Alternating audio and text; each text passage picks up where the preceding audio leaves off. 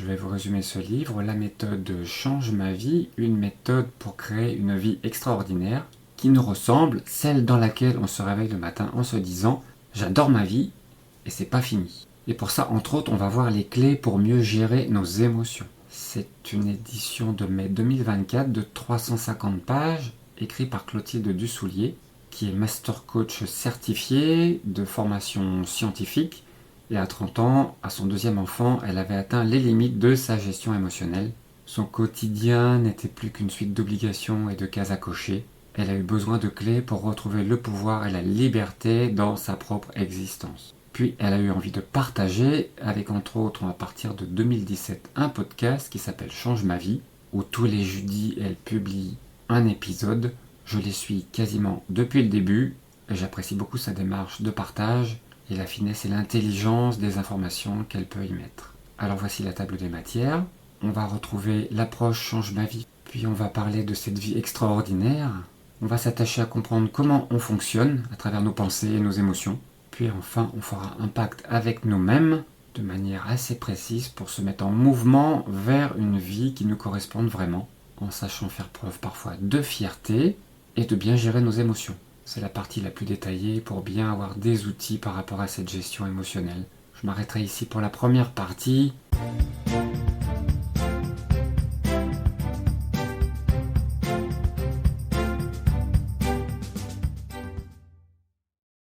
Donc en préambule, on nous dit que ce livre est pour nous si on se pose pas mal de questions comme celles que l'on peut voir sur cette page. Quand on se pose des questions pour savoir si on a fait le bon choix, si on peut s'autoriser à dire non, est-ce qu'on risque d'être jugé, est-ce qu'on en fait assez, etc.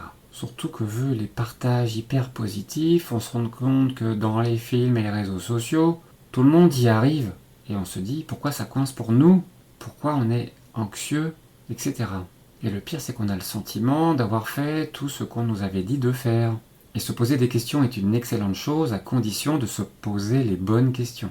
Ce livre est aussi accompagné de ressources bonus qui sont téléchargeables, un guide bien pratique pour pouvoir s'y retrouver dans la gestion émotionnelle. Maintenant, on va préciser quelle est l'approche Change ma vie, avec un premier principe qui nous dit qu'il n'y a rien qui cloche chez nous.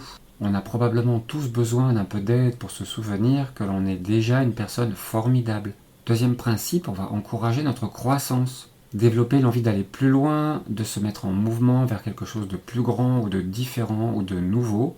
Troisième principe, évaluer sans juger. Quand ça ne se passe pas comme on le souhaite, il est tentant de chercher des coupables, soit les autres, soit nous. Genre, je suis trop nul. On va se créer un espace pour se poser les meilleures questions. Quatrième principe, mesurer l'impact de notre conditionnement social. Et celui-là, il est énorme. On peut difficilement faire abstraction de l'environnement dans lequel on a évolué et dans lequel on évoluera encore. On va pouvoir faire la distinction de ce qui nous appartient ou pas, faire la distinction entre la vision du monde préinstallé, sans que nous nous demandions notre avis, et la vision qui nous fait sens. Cela évite de se juger et libère beaucoup d'énergie pour modifier nos modes de pensée. Cinquième principe, proposer des solutions individuelles sans nier les problèmes systémiques. On va être invité à se rencontrer là où on en est à l'instant T. On ne peut pas non plus faire abstraction des systèmes de pouvoir dans lesquels les êtres humains évoluent. Sixième principe, refuser la positivité toxique. L'erreur pourrait être de penser qu'une vie réussie signifie que l'on se sent bien tout le temps. Et là, on s'en vient à s'en vouloir d'éprouver des émotions pénibles, alors qu'il n'y a pas de bonnes et de mauvaises émotions. Septième principe, cultiver le plaisir. Mais quel message a-t-on eu sur le plaisir en grandissant ? Le succès d'une démarche de changement dépend largement du plaisir que l'on crée pour nous-mêmes au fur et à mesure de notre progression. Et enfin, huitième principe, apporter toujours plus de nuances. Aucun conseil, aucune recommandation n'a de valeur absolue. Toute idée a ses limites et ses nuances. On va être invité à engager son esprit critique, notre capacité à développer une vision nuancée et placer le curseur à l'endroit qui est juste pour nous. Et attention à la consommation de contenu de plus en plus court et aux phrases choc. On va pouvoir faire une place à notre sagesse et à notre souveraineté. Il n'existe pas de solution magique, de formule secrète qui fonctionnerait pour tout le monde, dans toutes les situations, et sans que l'on ait à fournir le moindre effort. Alors comment utiliser ce livre ? Eh bien, on nous l'indique comme un compagnon du quotidien avec 3 modes d'utilisation. un mode découverte où on va être invité à faire une première lecture pour découvrir. À la suite, on va s'offrir un beau carnet pour pouvoir noter. On pourra aussi imaginer un mode SOS. Au moindre obstacle, on pourra s'y référer pour comprendre ce qui se passe et suivre les étapes pour dénouer les difficultés. Dans tout changement, si on se sent perdu, découragé, bloqué, c'est qu'il manque l'un de ces éléments fondamentaux, soit la vision, la clarté, l'élan, soit les trois. Et enfin, il y aura aussi un mode nouveau départ, où pour chaque nouveau projet, nouveau chapitre de vie, nouvelle année, on pourra redérouler la méthodologie apportée dans ce livre. On arrive au chapitre Votre vie extraordinaire, sachant que notre aspiration se résume souvent à on veut juste être heureux, et il y a deux types de bonheur. Premièrement, celui lié à notre expérience de notre quotidien, le critère étant comment on se sent dans la journée, à travers nos émotions. Et le deuxième type de bonheur, c'est celui lié à notre évaluation globale de notre vie, l'impression d'avancer, notre vision optimiste de notre futur, etc. En fait, la direction générale dans laquelle on construit notre vie. Et ces deux types de bonheur sont complémentaires, les deux sont nécessaires. Pourtant, il est facile de passer à côté de ce que l'on a dans le tourbillon de notre quotidien, trop occupé à cocher des cases les unes après les autres. Le but du jeu sera de se dire le matin « J'adore ma vie et je sais que le meilleur reste à venir ». En tout cas, vivre la vie extraordinaire qui nous ressemble, c'est le mariage de l'appréciation de ce que l'on a déjà et l'anticipation confiante, radieuse de ce que l'on va pouvoir continuer à vivre, créer et poursuivre. Alors, quelle est notre vie extraordinaire ? Certains de nos choix, habitudes, valeurs, activités, relations, accomplissements se démarquent de ce qui nous paraît ordinaire. Ce que l'on va vivre est choisi plutôt que subi. Et là, tout dépend de nos aspirations, talents, envies, et ce sera bien la vie extraordinaire qui nous ressemble. Mais cela ne nous affranchit pas de l'expérience humaine, en n'oubliant pas que l'extraordinaire vient aussi de la qualité de notre connexion à nous-mêmes et aux autres. Mais alors pourquoi poursuivre une vie extraordinaire ? Est-ce pour en mettre plein la vue aux autres, prouver qu'on est mieux, qu'on est plus capable, qu'on est supérieur ? Est-ce pour devenir célèbre, se protéger de l'oubli ? Eh bien en fait, c'est pas l'idée ici. Il y aura 3 bénéfices majeurs proposés. Premièrement, déployer sa liberté et son courage pour sortir de l'ordinaire, ne pas se laisser porter par le courant. Deuxièmement, nourrir notre plaisir et notre appréciation. Nous sommes câblés pour ignorer ce qui est normal et attendu et pour porter notre attention à ce qui est nouveau, différent, remarquable. Et enfin, troisième bénéfice, on va pouvoir conduire notre parcours de héros ou d'héroïne. Et ne perdons jamais de vue ce parcours. Notre vie nous a été confiée à nous, et personne d'autre ne se chargera de la rendre extraordinaire. Nous apprenons maintenant les clés de notre fonctionnement. On nous propose de nous imaginer assis seuls au volant d'un véhicule, totalement inconnu, avec un tableau de bord compliqué, plein d'écrans, d'indicateurs et de voyants. Et jusqu'à présent, personne ne nous a remis la notice d'utilisation. Personne ne nous a expliqué les mécanismes cognitifs et émotionnels qui nous animent. Pourtant, c'est ce véhicule que l'on va devoir conduire le reste de notre vie. Première clé, vos pensées ne sont pas la réalité.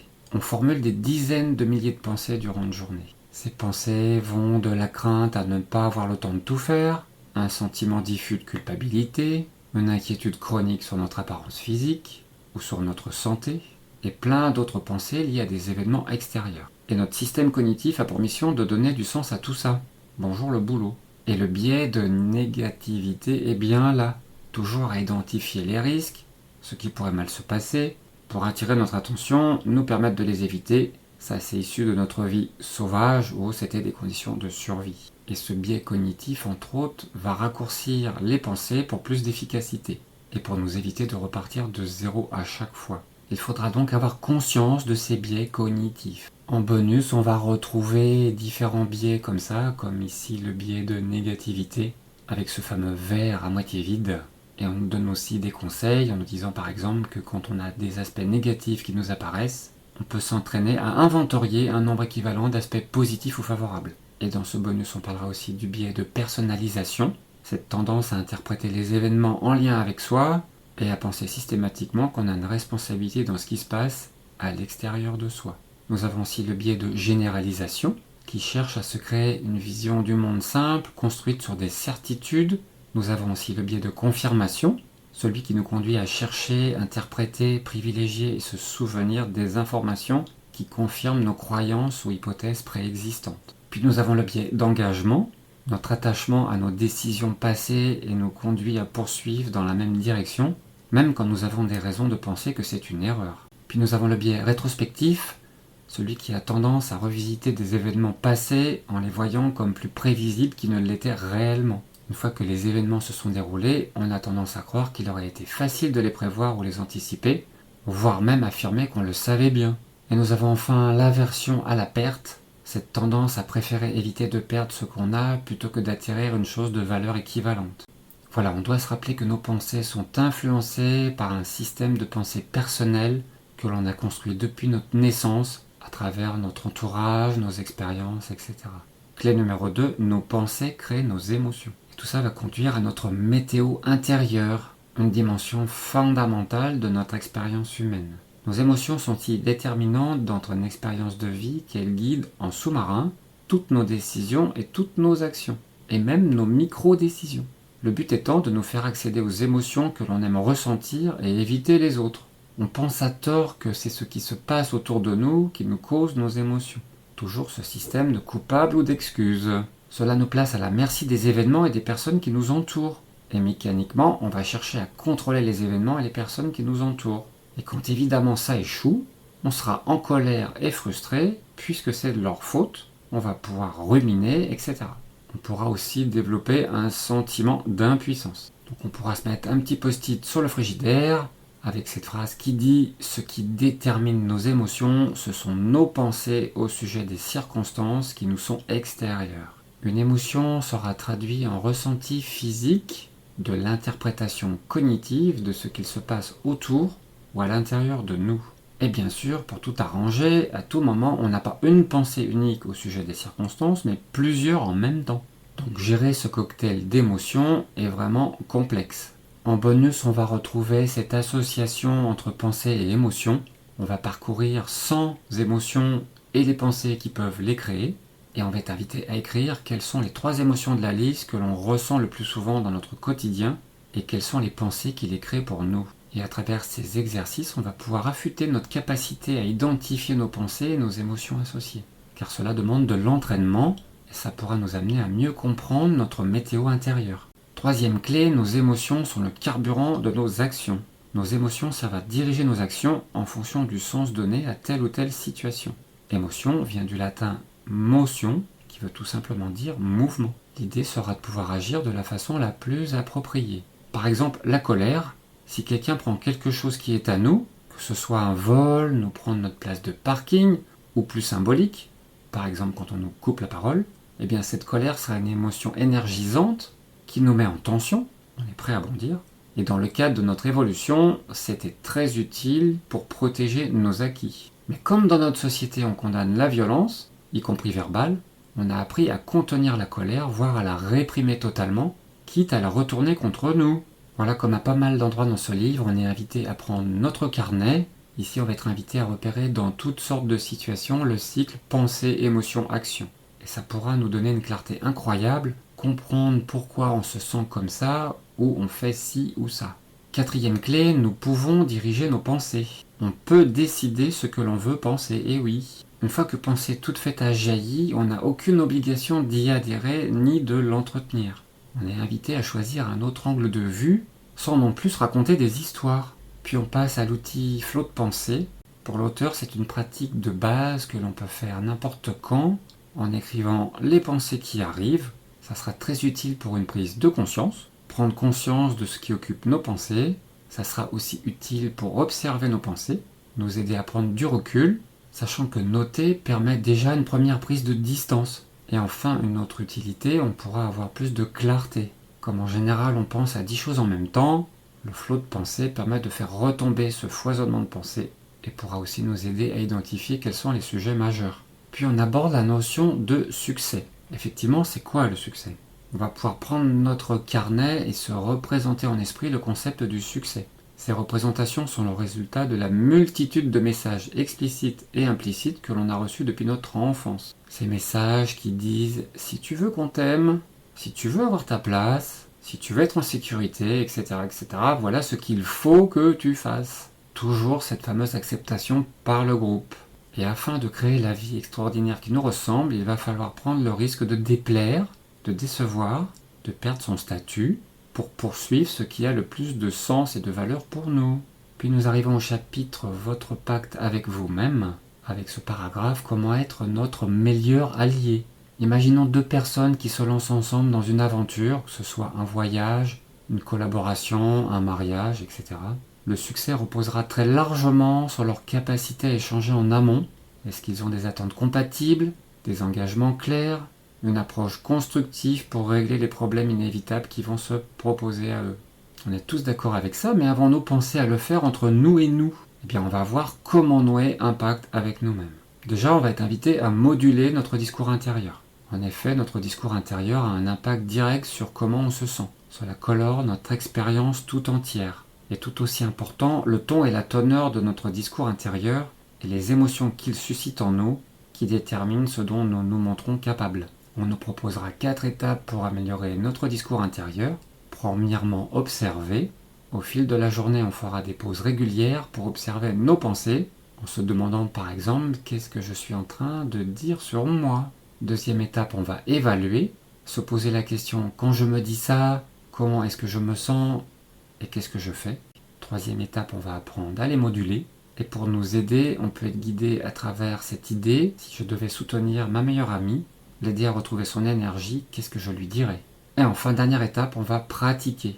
On va répéter les étapes 1 à 3 le plus souvent possible, jusqu'à ce que cela devienne notre nouveau mode par défaut. Puis on se pose la question, la fierté est-elle un vilain défaut? Ce qu'on se dit parfois dans les situations où on se trompe, ou quand on a un coup de mou, est chargé de jugement, d'intransigeance et de dureté. Avec les petites phrases du genre « pas possible d'être aussi quiche »,« tu n'y arriveras jamais »,« allez du nerf, tu peux y arriver ». Et aussi, on peut être amené à minimiser quand on réalise de belles choses. Et là encore, il est inimaginable de parler comme ça à notre meilleur ami. Alors pourquoi parler comme ça à la personne la plus importante de notre vie? Franchement, quand on s'est dit ça, c'est plus possible de se parler mal. Après, pour bien comprendre, c'est probablement car on a intégré 3 croyances erronées. La première étant l'intransigeance et la dureté sont indispensables pour progresser. Car en effet, depuis tout petit, on nous a bien plus souvent pénalisés pour les choses qu'on faisait mal que valorisés pour celles qu'on faisait bien. Deuxième croyance, si je me félicite, je vais me reposer sur mes lauriers. Ça serait la voie express vers la complaisance et l'oisiveté. Sauf que la perte de sens et l'épuisement nous guettent quand on pense comme ça. Troisième croyance, être fier de soi, c'est l'arrogance. Surtout chez les femmes à qui on a trop souvent dit de ne pas la ramener, leur valeur reposerait sur le fait que tout le monde se sente bien, et elles étaient invitées à savoir s'effacer pour que d'autres puissent briller. En tout cas, cette croyance pour tout le monde repose sur la confusion entre fierté et arrogance. On est invité à ouvrir en grand la porte de la fierté et à s'autoriser à la ressentir, et même en ressentir les effets physiques. À nouveau, on est invité à prendre le carnet pour faire la liste des fiertés, en listant tout ce dont nous pouvons être fiers, en n'oubliant pas les difficultés qu'on a eu à surmonter pour arriver à la situation d'aujourd'hui. Et tout ça sera à mettre à jour régulièrement. Et si c'est difficile, ce qui va suivre va pouvoir aider. Paragraphe suivant, vos attentes envers vous-même. Pour se féliciter, il faut pouvoir évaluer ce qui nous semble bien et qui mérite notre approbation et nos encouragements. Et aussi pouvoir repérer ce qui nous semble moins bien à travers un questionnement et des ajustements. En l'absence, la sentence risque d'être par défaut « ce n'est pas assez bien ». Et ce flou entraîne un foisonnement d'injonctions multiples et souvent contradictoires. C'est simple, pour prendre la mesure du volume et du poids de ces injonctions, il suffit de dresser l'inventaire de tous les « il faut »,« il faudrait »,« je dois »,« j'aurais dû ». En fait, une injonction n'est pas problématique en soi, ce qui plombe, c'est le poids cumulé. Donc on va être invité à écrire pour clarifier nos attentes, pour les alléger. On commencera par lister 5 rôles que l'on joue, ou domaines de notre vie qui nous tiennent à cœur, et pour chacun de ces rôles ou domaines, on va lister les « il faut » et les « je dois » qui nous viennent en tête, du plus général au plus détaillé. Et on va observer comment on se sent face à chaque exigence. Et si on constate qu'on s'en demande trop, il va être temps d'alléger nos attentes envers nous-mêmes. Et en recentrant nos attentes sur l'essentiel, on va en profiter pour les reformuler, car c'est nous qui les déterminons et non une force extérieure. Alors justement, comment se libérer de la culpabilité? Cette émotion de culpabilité qui nous fait penser qu'on a fait quelque chose de mal. Toutes ces injonctions engrammées ne sont pas réalistes, et toutes ne sont pas compatibles. Et ce n'est pas parce qu'on se sent coupable que l'on est coupable. Attention à tous ceux qui ont le tempérament de bon élève.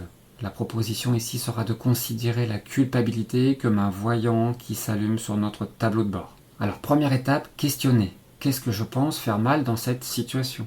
Deuxième étape, on va évaluer. Souvent, on pourra constater que l'on fait pour le mieux dans une situation où tous les choix sont imparfaits. Troisième étape, trouver la compassion. Il ne s'agit pas d'excuser ou de justifier nos actions, mais de nous autoriser à être une personne imparfaite qui apprend de ses erreurs. Quatrième étape, apprendre.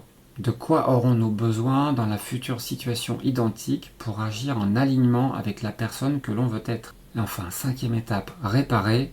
Il peut y avoir parfois lieu de formuler des excuses en fonction des situations. Alors, grosse partie maintenant, et nos émotions, on en fait quoi? Là, tout de suite, peut-on dire quelle émotion principale on ressent et sait-on quoi en faire? On souffre collectivement d'un déficit criant de compétences pour comprendre et réguler les émotions que nous ressentons. Nous n'avons pas eu d'éducation émotionnelle. Alors on bricole. On peut donc conclure que toutes les émotions sont légitimes. On a le droit de ressentir les émotions que l'on ressent. On reste néanmoins responsable des actions que l'on entreprend sous le coup de ces émotions. Donc, toutes les émotions ont leur place. Résister à une émotion ne fait que l'amplifier. Un coupable sur qui rejeter la faute ne sera jamais la solution. Rappelons-nous bien qu'on est équipé pour ressentir toutes les émotions humaines. Et le contraste émotionnel fait partie du contrat. L'expérience humaine, ce sera toujours des hauts et des bas, c'est comme ça. Notre rapport à nos émotions est au moins aussi important que nos émotions elles-mêmes. Alors comment accueillir et réguler nos émotions en 6 questions? Premièrement, comment est-ce que je me sens et pourquoi? Allez, là, on va aller voir nos carnets pour pouvoir répondre à cette question. Question numéro 2, quel est le mot que je pourrais mettre sur cette émotion? Premier bénéfice, on prend de la distance par rapport au ressenti primaire. Deuxième bénéfice, ce qui est nommé fait beaucoup moins peur. Troisième question, comment est-ce que je peux décrire le ressenti physique de cette émotion? Quatrième question, qu'est-ce que je me dis à propos de cette émotion?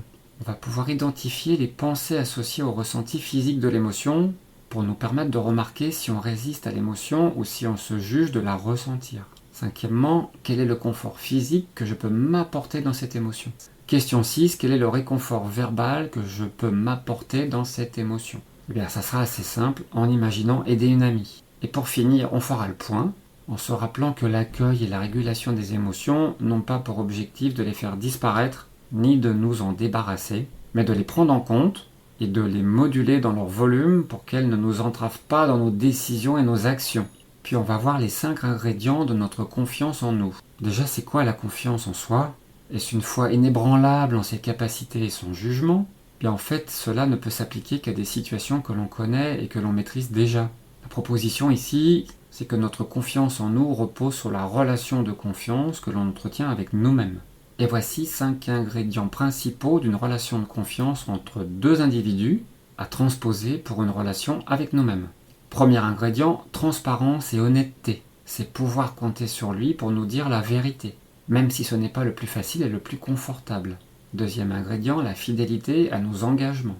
La cohérence entre ce qu'il dit et ce qu'il fait, et sa propension à faire du mieux qu'elle peut. Troisième ingrédient, la communication et le traitement respectueux. Ce sera le maintien du respect, même dans les situations compliquées, surtout si beaucoup d'émotions sont en jeu. Quatrième ingrédient, la bienveillance. Savoir que la personne nous veut du bien, ne nous rabaisse pas, mais aussi savoir ne pas placer les intérêts des autres au-dessus des nôtres. Et cinquième ingrédient, la capacité à évoluer. On n'attend pas de l'autre la perfection ni qu'elle soit infaillible, on apprécie qu'elle soit prête à faire évoluer son comportement en fonction de ce que l'on vit ensemble et de ce que l'on exprime mutuellement. Il nous est maintenant proposé de prendre un moment pour matérialiser notre pacte avec nous-mêmes en écrivant une lettre à notre futur nous en marche en direction de notre vision. Et là, on est invité à prendre notre carnet pour écrire à notre cher futur moi. Ici, c'est un extrait de cette lettre où il va rester à compléter les différents blancs proposés. On va donc être comme ça guidé sur ce contrat que l'on va prendre avec nous-mêmes. Et on va garder ce pacte précieusement. On va le relire régulièrement pour nous reconnecter à notre pourquoi et se féliciter au passage du chemin parcouru. On pourra renouveler cette démarche chaque année ou au moment de se lancer dans un nouveau projet, une nouvelle année. Ça nous permettra d'ancrer les temps forts d'engagement envers nous-mêmes. Voilà, j'en arrive à mes conclusions personnelles pour cette première partie. Aller vers une vie qui nous corresponde, c'est en fait un très beau programme. mais surtout on va avoir des clés pour mieux gérer nos émotions, qui on le sait peuvent déclencher des maladies dans une très grande majorité de cas. On va bien repartir du début pour mesurer l'impact de notre conditionnement social depuis notre enfance, et aussi ne pas nier les problèmes systémiques, toutes ces contraintes qui nous entourent, mais néanmoins proposer des solutions individuelles tout en cultivant le plaisir. Car oui, on peut tendre vers une vie extraordinaire qui nous ressemble, car on n'est pas forcé de suivre le courant ordinaire de tous ceux qui nous entourent. Dans cette première partie, on aura une meilleure compréhension de nos clés de fonctionnement et accès à de nombreux outils. Et rappelons-nous bien, nos pensées ne sont pas la réalité. Et c'est important, on apporte comment moduler notre discours intérieur, se libérer de la culpabilité, améliorer notre confiance en nous. Et enfin, on pourra faire un pacte avec nous-mêmes. Personnellement, j'apprécie beaucoup la démarche très structurée de Clotilde, car du coup on est vraiment bien guidé et on n'a plus qu'à avancer tranquillement en ne loupant pas les exercices écrits qui sont proposés. Et dans la suite, on verra comment préciser notre vision de ce à quoi on aspire, la clarté sur les actions à entreprendre pour y arriver, et l'élan pour avancer avec confiance sans s'épuiser. J'en ai fini pour le résumé de cette première partie.